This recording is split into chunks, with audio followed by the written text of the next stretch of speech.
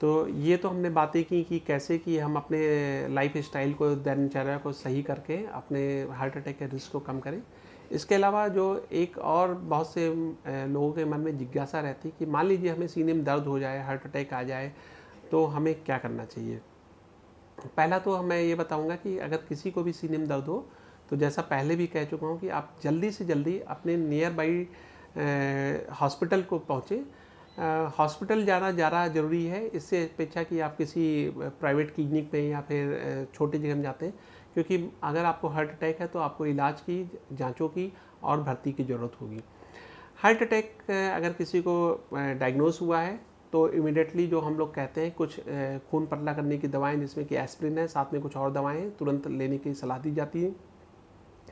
साथ में अगर किसी को अटैक आया है जिसको हम एस्टिएलेशन कहते हैं, आज के समय में जहाँ भी उपलब्ध है, जो सबसे उसका बेस्ट ट्रीटमेंट है वो है प्राइमरी एंजियोप्लास्टी या प्राथमिक एंजियोप्लास्टी जिसे हम कहते हैं, जिसमें कि हम इस इंटेंशन के साथ मरीज का एंजियोग्राफी करके देख रहे होते हैं कि जो नस खून की बंद हुई जिससे अटैक आया है उसको उसी समय खोल दिया जाए।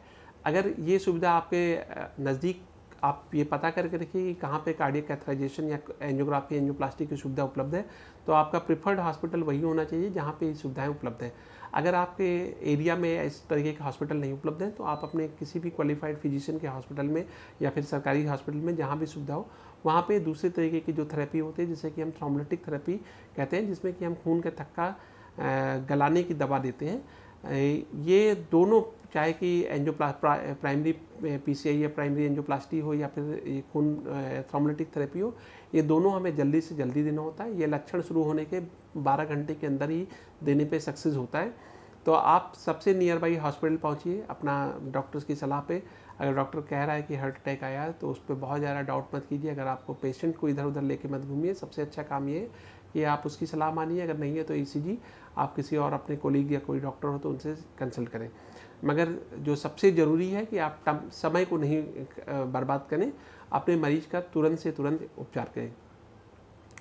उसके अलावा अगर पेशेंट को, किसी को, एक और लोग पूछते हैं कि हमें सीने में दर्द हो रहा तो हम क्या करें, अभी हम हॉस्पिटल कैसे जाएं, क्या हम अपनी गाड़ी से जाएं या फिर टैक्सी बुला लें या क्या करें। जो सबसे अच्छा है, क्योंकि अभी हमारे कंट्री में 108 की सर्विसेज बहुत अच्छी है, या आप नियर बाई किसी भी हॉस्पिटल के एम्बुलेंस को बुला सकते हैं, क्योंकि उसमें आप एम्बुलेंस से जाना ज़्यादा अच्छा है कि उसके अपेक्षा कि आप अपने किसी प्राइवेट व्हीकल से मरीज को लेके जाते हैं।